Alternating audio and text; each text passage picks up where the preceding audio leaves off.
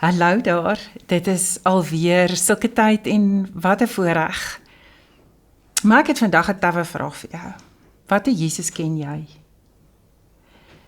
Ken jy die Jesus wat so bietjie afgewater is?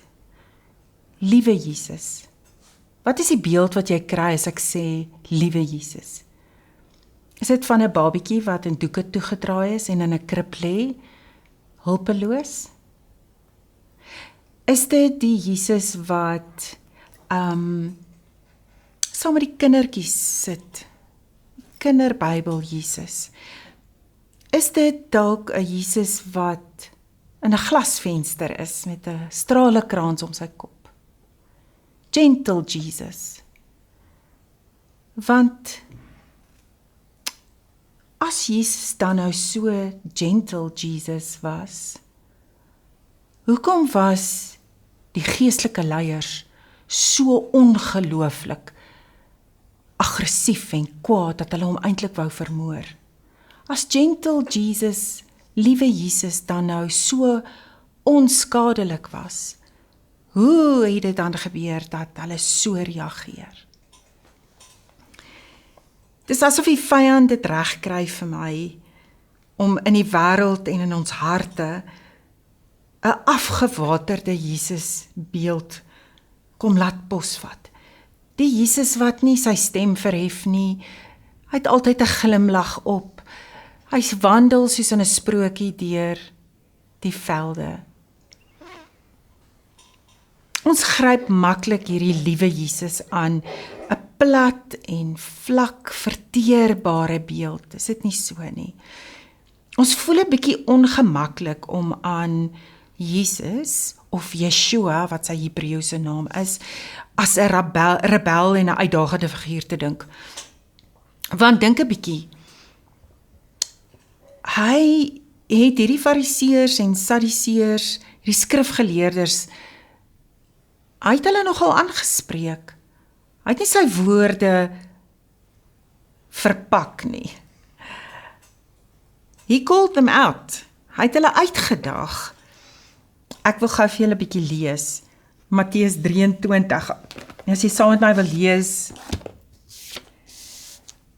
Daarop het Jesus, van vers 1 af, daarop het Jesus die menigte en sy disippels soos volg toegespreek: Die skrifkenners en die fariseërs is die amptelike vertolkers van die wet van Moses. Doen en gehoorsaam dus alles wat hulle julle beveel, maar hulle voorbeeld moet julle nie volg nie. Hulle preek, maar leef nie self daarvolgens nie. Hulle oorlaai die mense met absoluut onmoontlike godsdienstige verpligtings, maar verroer nie 'n vinger om dit self uit te voer nie. Alles wat hulle doen is vir die uiterlike vertoon, en daarvoor dra hulle op hulle arms en voorkoppe ekstra groot gebedsdosies met skrifverse daarin, en hulle maak die tossels aan hulle klere opvallend groot, en hoe verlustig hulle nie in die ereplekke by feesmaaltye en in die sinagoges nie. Hulle geniet dit om spesiaal op straat gegroet te word en om deur die mense as rabbi aangespreek te word. Dan sê Jesus verder, want julle het net een Vader. Julle Vader is in die hemel, en julle moet julle self nie as leier laat aanspreek nie, want julle het ook net een leier. Die belangrikste een onder julle moet die een wees wat dien. En dan in die verdere verse 7 maal sê Jesus: Ellende wag vir julle die skynheilige skrifkenners en fariseërs, want julle blokkeer die koninkryk van God vir die mense. Julle gaan self nie daarin nie, en boonop verhinder julle die wat wel probeer ingang. Ellende vir julle skynheiliges. En 7 keer herhaal Jesus hierdie woorde. Hy was nogal skerp met sy aanspreekvorm. Matteus 18 vers 6 lees ons, waar Jesus sy eie disippels aanspreek en sê: As julle hierdie kindertjies of hierdie kleinstes verhinder, is dit beter vir jou 'n meelsteen om jou nek te hê en in die see gegooi te word. Not so nice thing to say, nee. So Jesus se woorde was dikwels op die man af, reguit, vol passie en emosie, uitdagend en selfs sarkasties. As jy enigstens die Bybel gelees het soos ek, dan was die Fariseërs en die Sadduseërs en die priesters die bad guys. Hierdie teregwysings het hulle verdien, kry vir julle.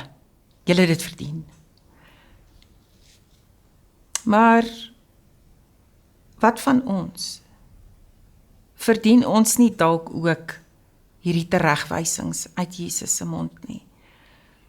Wat as ons soos die Fariseërs en die skrifgeleerders 'n aandeel het om in die pad te staan van mense wat by Abba Vader wil uitkom?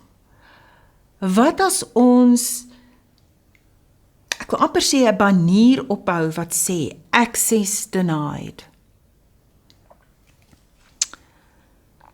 Daai Bybelstudiegroepie, daai vrouegroepie, is die vrou wat 'n harde pad gestap het, 'n gebroke vrou wat so graag wil inpas, is sy welkom in daai homogene groepie? Of gaan sy 'n bietjie uitgesluit voel? Is die man wat sonder skoene en dalk miskien nie meer so skoon nie, is hy welkom by jou kerkdeure? Groet jy hom so, of moet hy maar liewers die Here op 'n ander plek gaan soek? Wat van daai jong man vol tatoeëermerke wat jy weet by skelm goed betrokke was? Is jy net so hartlik om sy hand te skud en hom te verwelkom by die diens? En die vrou wat al 3 keer geskei is met 'n streep kindertjies agterna? Ek wonder partykeer of ons kerkdeure so wyd oop geswaai is. Is die kerk die plek waarheen ons hart loop, as ons die pad byster geraak het? Of is ons bang vir die Fariseërs kyke in kerkmense se oë? Ek wil so 'n bietjie 'n klas scenario vir jou voorhou. Was jy een van die mense wat graag heel voor in 'n klaskamer gesit het en reg was met jou antwoorde en gesien wou word en juffrou? Of was jy een van die agterbankers? Ek het nuus vir jou. Jesus het by die agterbankers gaan sit. Jesus was baie selde voor. Hy het gesê en sy woorde tref my hart. Gesonde mense het nie 'n dokter nodig nie. So, ek dink nogal, en ek vra myself af, as ek in Jesus se tyd geleef het, aan watter kant van geskiedenis sou ek wees?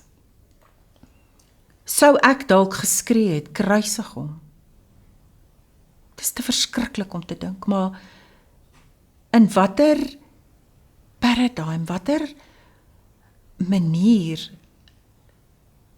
is my verhouding met God? Is ek op wette en reëls gesteld, of was ek 'n gebroke mens wat die Here se genade nodig het? Die ironie vir my eintlik as ek hierdie stories lees, is dat die Fariseërs het Jesus eintlik die heel meeste nodig gehad.